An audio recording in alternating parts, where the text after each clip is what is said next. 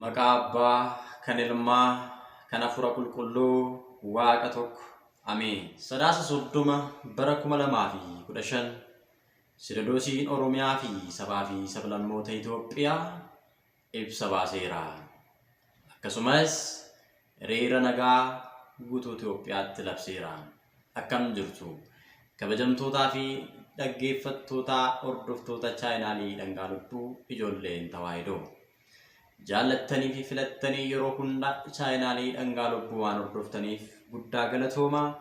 Subscribe, like, share gochuudhaan nu hordofaan affeerraa qophii keenyaatiin gara odeeffannoo wayitaawaa yeroo kanaaf qabanneetti darbinaa.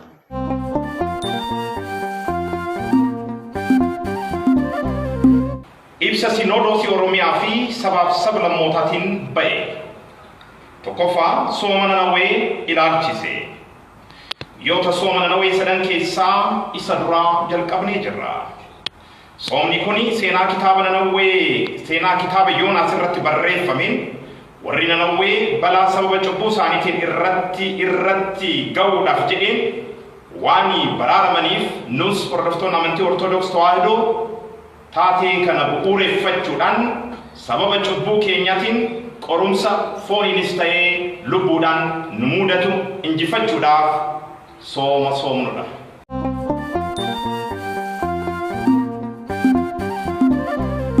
Sadaasa 29 bara 2015 Sinodoosiin Oromiyaa fi sabaa fi sablammoota Itoophiyaa ibsa baase. Akkuma beekamu yeroo amma keessa jirru kun yeroo soomaa fi lagannaa ta'uunsaa ni beekama. Macaafa qulqulluu irratti ammayyuu garaa keessan guutuudhaan gadduudhaan soomuudhaan gara kootti deebi'aa anis gara keessaniitti nan deebi'aa. Macaafa Yu'eel Raajichaa boqonnaa 2 lakkoofsa 12.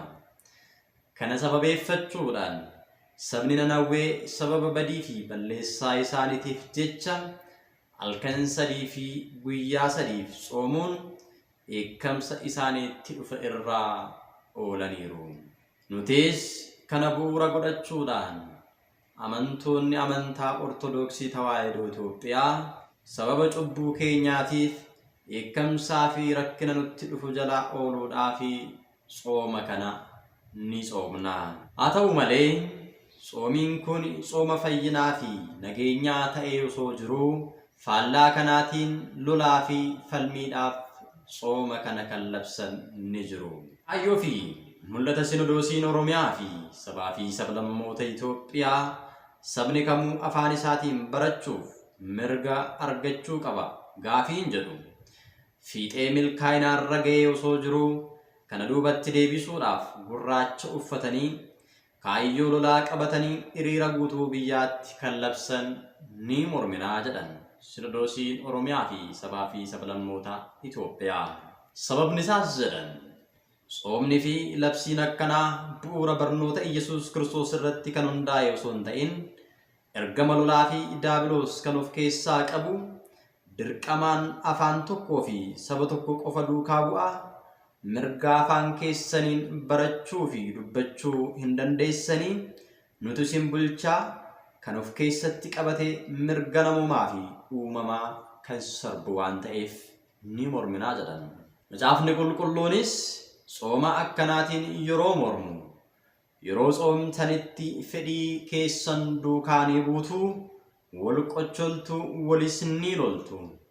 Soomiin akkanaa immoo fudhatama hin qabu akkuma jedhamu jarri kunis phaaphaasota ergama duuka bu'ummaadhaaf muuddaman saba afaan isaaniitiin barsiisuudhaaf kutatanii kan ka'an hin barbaannu isin hin beektaniin nutu isiniif beekaa nu malee sabni biroo phaaphaasii ta'uu hin danda'u jechuudhaan mormii isaanii uffata gurraacha uffatanii kan dhufan ni balaaleffannaa jedhan Sinodoosiin Oromiyaa fi sabaa fi sablammoota Itoophiyaa. Kanaafuu ergama duuka bu'ummaaf kan filataman abbootii keenya mormuu fi maqaa balleessii dhiiftanii kaayyoo ergama daabiloos kan ta'e lola labsuu fi mormii irraa deebitanii sabni kamuu mirga afaan isaatiin barachuu fi barsiisuu akka danda'u hubattanii ergama duuka bu'ummaa addunyaa guutuuf labsuuf murannoo fi kutannoodhaan kan ka'an Sinodoosiin Oromiyaa fi sabaa fi sablammoota Itoophiyaa akka deeggartan waamicha isiniif dabarsinaa jedhan. Kanaaf kun immoo yoo ta'e ifni keenya dukkana keessatti ni ifa, Waaqayyos fedhii lubbuu keenyaa nuuf guuta, Soomni keenyas Waaqayyoon fuulduratti fudhatamanii argata. Kanaafuu abbootiin beektaniis ta'ee osoo hin beekin labsii lolaa kana kan labsitan gochaa badii keessan irraa akka deebitan waamicha keenya isiniif dabarsinaa jedhan Sinodoosiin Oromiyaa fi sabaa fi sablammoota Itoophiyaa. Hiriira nagaa ilaalchisee Sinodoosiin Oromiyaa fi sabaa fi sablammoota Itoophiyaa ibsa 3/9/2015 baase. Gurraandhala bultii 5/2015 warri Sinodoosii Oromiyaa fi sabaa fi sablammoota Itoophiyaa jibban Itoophiyaa guutuu irratti hiriira nagaa labsanii jiru. Oromoon yeroo mammaaku qotiyyoon osoo hin iyyin qacceen iyyiti akkuma jedhamu kan miidhame, kan abaarame, kan arrabsame warra Sinodoosii Oromiyaa fi sabaa fi sablammoota Itoophiyaa ta'ee osoo jiru osoo badii hin qabaatin mirga uumamaa fi dambii mootummaa osoo hin cabsiin dhugaa osoo qabnu dhugaa keenya ukkaamsuudhaaf jecha hiriira mormii guutuu biyyattiitti labsaniiru.